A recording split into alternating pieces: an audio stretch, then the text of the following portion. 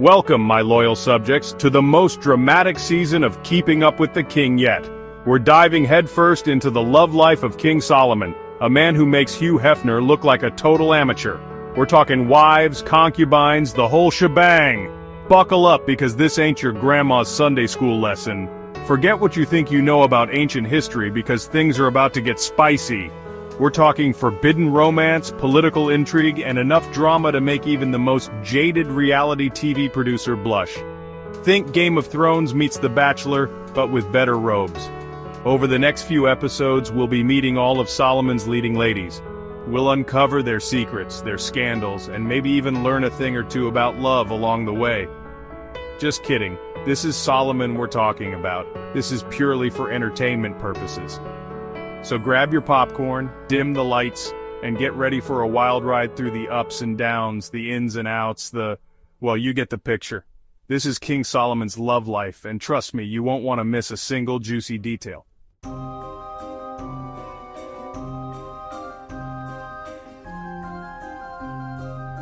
First up, we meet Naamah, Solomon's first wife and the mother of his heir, Rehoboam. Now, Naamah wasn't just another pretty face.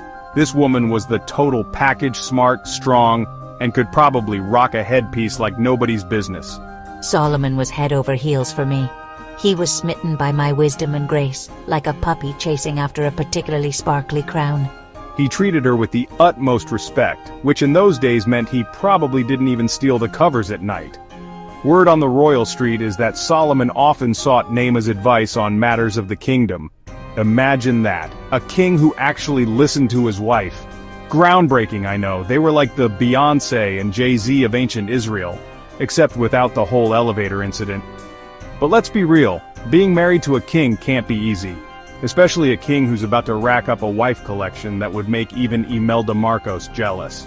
Stay tuned to see how Naamah handles the pressure cooker of palace life. Spoiler alert, she totally rocks it.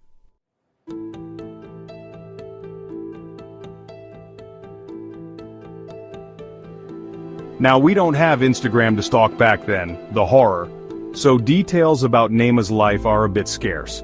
What we do know is that she was a woman of substance in a world obsessed with appearances.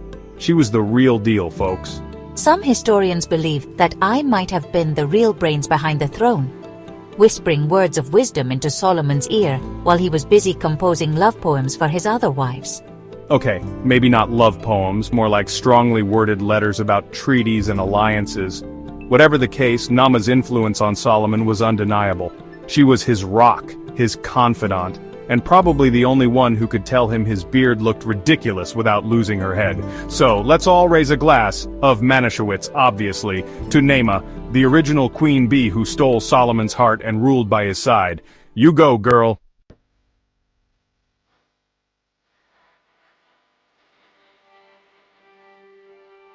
Okay, folks, get ready for some international intrigue, because Solomon's next wife comes as part of a package deal, an alliance with Egypt. That's right, we're talking about Pharaoh's daughter, a woman who traded the sands of Egypt for the, well, slightly less sandy but equally dramatic kingdom of Israel. Now, we all know political marriages aren't exactly known for their passionate love stories. It's more, let's sign this treaty and share a continent than you had me at hello.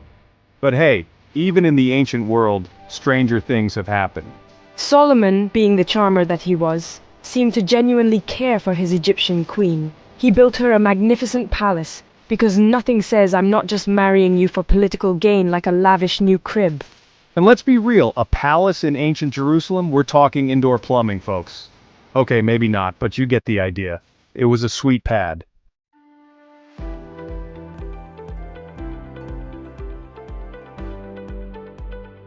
Pharaoh's daughter wasn't just a pretty face with a killer headdress collection. She brought her own brand of power and influence to the table. Imagine the cultural exchange. They probably had hummus and falafel night in the palace every week. Details about her life in Solomon's court are a bit fuzzy. Hey, being a queen in ancient Israel wasn't exactly a ticket to Instagram fame, but we can assume she held her own among Solomon's ever-growing harem. This was a woman who grew up surrounded by pyramids and sphinxes. You think she was intimidated by a few jealous wives? Please. She probably taught them all how to walk like an Egyptian. So let's hear it for Pharaoh's daughter, the queen who proved that sometimes love can blossom even in the most strategic of alliances. And hey, if it comes with a palace upgrade, all the better, right?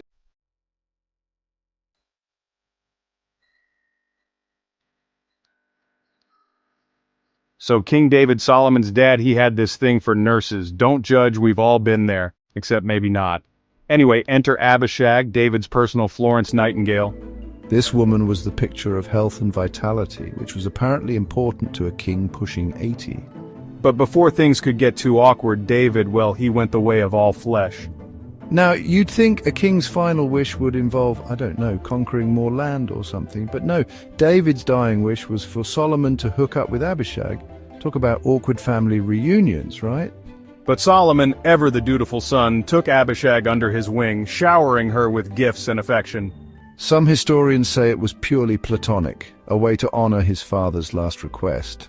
Others whisper that Solomon totally fell for her, and hey, who could blame him? A king's gotta do what a king's gotta do. Plus, after dealing with palace drama all day, who wouldn't want to come home to someone who could give a mean back rub? Never slow up, no I don't take shit. I got no love for the fakeness. If you wanna play tough and wanna hate this. Now, we don't know all the juicy details about Solomon and Abishag's relationship. The good book is a bit vague on that front. Probably for the best, right? Imagine the Bible with a parental advisory sticker. Anyway, some scholars think Solomon kept Abishag close to consolidate his power. She was, after all, a link to his father's reign. Keeping her happy meant keeping the peace, which is probably why Solomon treated her with such tenderness. It's like that old saying, happy wife, happy life, or in this case, happy maybe wife, stable kingdom. But hey, maybe I'm just a cynical superhero. Maybe Solomon genuinely cared for Abishag. Maybe he saw past her past as, his dad's nurse and saw a kind, compassionate woman worthy of his affection. Whatever the case, Abishag's story is a reminder that love, or at least strategic alliances disguised as love, can blossom in the most unexpected places, even in ancient Israel.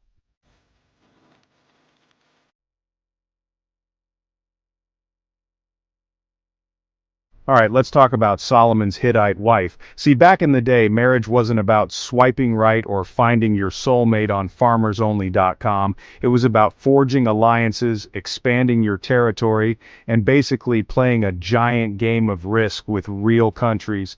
And Solomon, he was a master strategist. So, he did what any sensible king with a Tinder notification addiction would do. He swiped right on a Hittite princess. Now, we don't know her name, which is a travesty because this woman was a boss. She wasn't just some trophy wife, she was a force to be reckoned with. Imagine Cersei Lannister with better PR.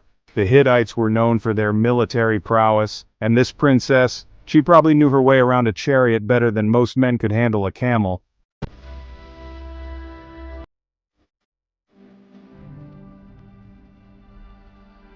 Solomon, being the smart cookie that he was, recognized her intelligence and strength. They say he treated her with the utmost respect, which, let's be honest, is the bare minimum, right? But for the time it was a big deal. They were practically co-ruling the kingdom. Think of them as the Beyoncé and Jay-Z of ancient Israel, except, with less infidelity and way more sheep. They shared a deep bond, a meeting of minds, and probably a lot of late-night strategy sessions that would make a game of Settlers of Catan look like child's play. The point is, this wasn't just some loveless political arrangement. Solomon genuinely admired her. He saw her as an equal, a partner in crime, a fellow ruler who just happened to be really, really good at archery.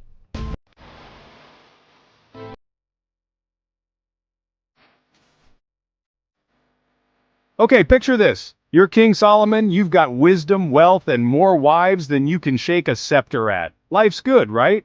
But then, bam! You lock eyes with the Moabite princess, and suddenly, you're a love-struck teenager all over again. This woman was the epitome of beauty and charm, think Cleopatra, but with less asp-related drama. Legends say she could make a camel look graceful, and trust me, that's no easy feat. Solomon, being the hopeless romantic that he apparently was, fell head over heels.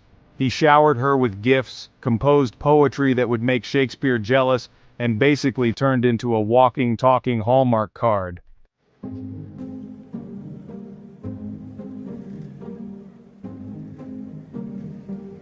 Now, some people might call the Moabite princess high maintenance.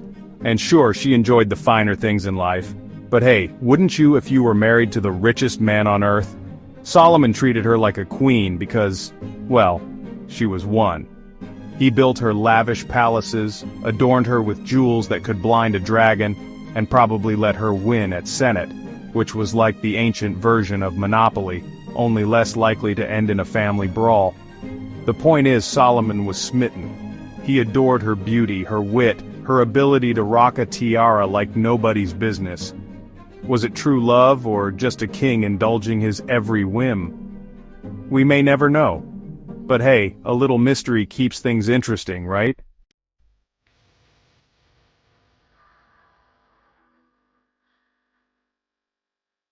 So, we're on to wife number 6, the Ammonite princess. You know how they say opposites attract? Well, Solomon must have taken that to heart because this lady was basically the human equivalent of a spicy jalapeno. And Solomon, he was more like a bowl of lukewarm oatmeal. Don't get me wrong, the Ammonite princess was a total catch. She had this fiery spirit, a tongue sharper than a samurai sword, and a stare that could melt glaciers. Solomon was drawn to her like a moth to a flame, except in this case, the moth brought a peace treaty and a dowry of gold. Now you'd think marrying a firecracker like her would spice up Solomon's life, right? And you'd be right. Their relationship was a whirlwind of passionate arguments, heated debates, and enough sparks to light up Jerusalem for a week.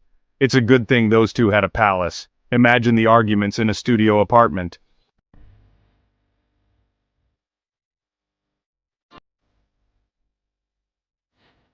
But hey, beneath all that fiery passion was a surprising amount of love and admiration. Solomon, despite his reputation for wisdom, had a bit of a soft spot for strong women. He loved that the Ammonite princess challenged him, kept him on his toes, and never let him get away with anything. He treated her with a mix of love and admiration, always making sure to acknowledge her opinions and value her insights. He knew a good thing when he saw it, and this princess, she was a 5-alarm fire of awesomeness. They say love is a battlefield, but in their case it was more like a lively game of chess. They pushed each other, challenged each other, and ultimately made each other better rulers, and maybe even slightly better people. Who knows, maybe they even invented a new chess opening, the Ammonite Gambit.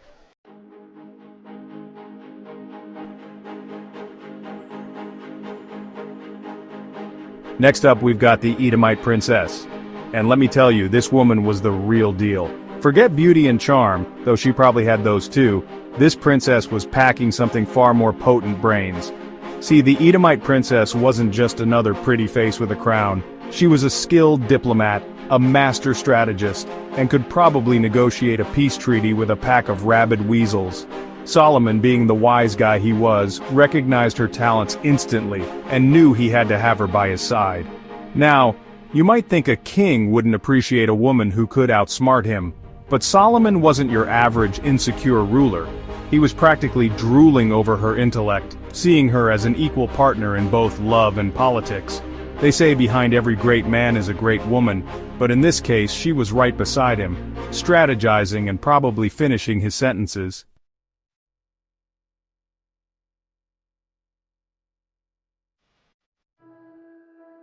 Their relationship was a meeting of minds, a fusion of power and intellect. They spent their days discussing politics, debating strategy, and probably playing some intense games of backgammon. Okay, maybe not backgammon, but you get the idea. Solomon valued her insights, treating her as an equal partner in every sense of the word. He knew a sharp mind when he saw one. And this princess? She was like a walking, talking encyclopedia with a tiara. He wasn't intimidated by her intelligence, he was turned on by it. It's probably why their love story wasn't just a fairy tale romance, it was a power couple origin story. Move over, Brad and Angelina. There's a new power couple in town.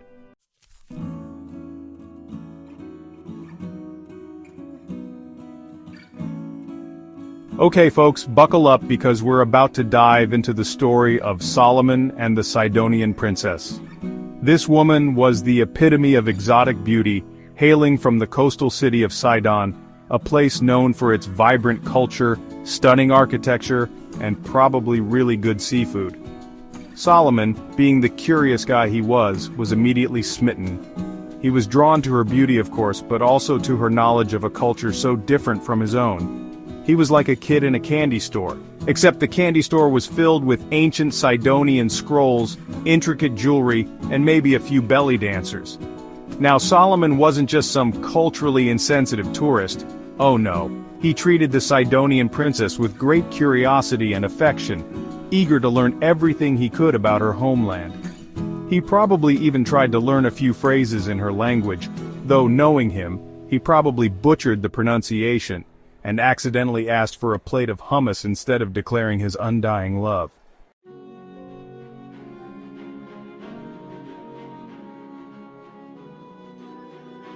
But hey, at least he tried, right? And besides, the Sidonian princess found his enthusiasm endearing.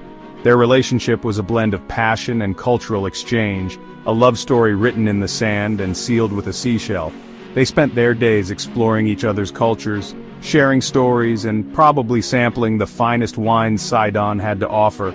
I bet they even had a few romantic walks on the beach, watching the sunset over the Mediterranean. Solomon, never one to disappoint, showered her with gifts, silks, spices, and probably a few pet peacocks just for kicks. Hey, the man knew how to spoil his wives, what can I say? Their love story was a testament to the power of curiosity, the beauty of cultural exchange, and most importantly, the universal language of love, and really good seafood.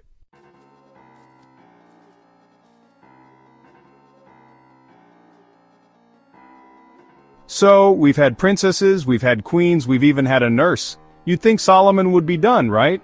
Wrong. Solomon was like the Tinder swindler of his time, except he actually had a kingdom. This time he falls for a commoner. A Hittite commoner, to be precise. Talk about spicing things up. Now you'd think a king going for a commoner would cause a royal ruckus. And let me tell you, the gossip in the palace kitchens was spicier than a jalapeno eating contest. But Solomon, being the smooth operator that he was, didn't care. He was smitten like a kitten with a ball of yarn. Or a chimichanga. This Hittite woman, she was different. No royal airs, no political baggage, just pure, unadulterated kindness. I know, right? Kindness. Who knew that was a thing back then?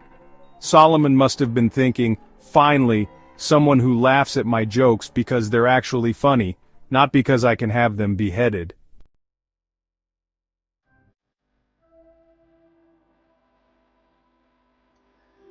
Solomon, being the king and all, could have showered her with jewels and fancy titles, but he knew the way to this woman's heart was through genuine affection. They'd sneak out of the palace disguised as commoners themselves, because nothing says romance like dodging chamber pots and avoiding the plague. They'd stroll through the markets, share street food, probably some kind of ancient falafel, and just enjoy each other's company. It was like a royal rom-com, but with less awkward dancing and more sand. And you know what? The people loved it. Finally, a king who understood the common folk, who wasn't afraid to get his sandals a little dusty. This relationship, it was a breath of fresh air for Solomon. Away from the scheming courtiers and the pressure of ruling a kingdom, he could just be himself, which, let's be honest, was probably a welcome change for everyone involved. No offense, Solomon. This Hittite woman, she showed Solomon that love could blossom anywhere, not just in the gilded cages of royalty. And for a man with so much, that was probably the most valuable gift of all. Except maybe a lifetime supply of hummus. That would be pretty sweet too.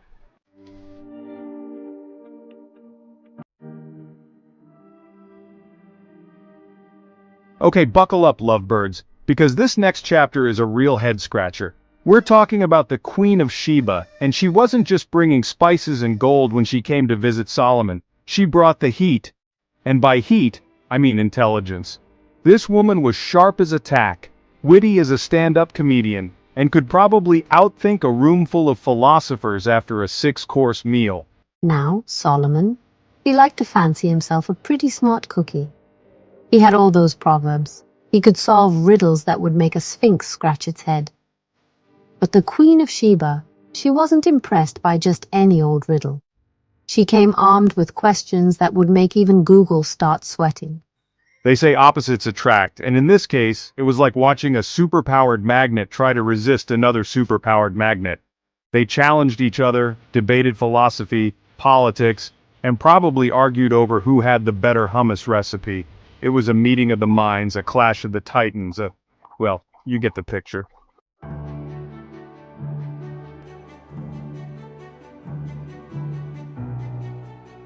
Solomon, used to everyone bowing and scraping before him, found himself completely disarmed by the queen's wit and intelligence.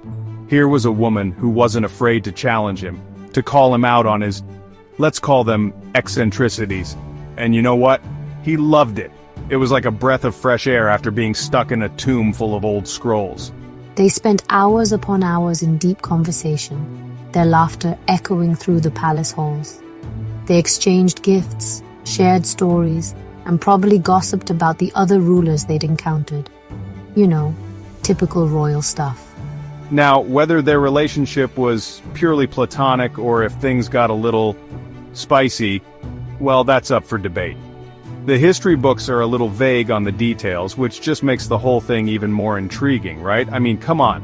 A king and a queen both at the top of their game? There had to be some sparks flying. One thing's for sure, though. Their encounter was the stuff of legends.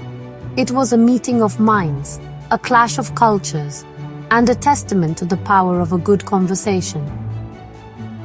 And hey, if they happen to fall in love along the way, well, that's just a bonus, right?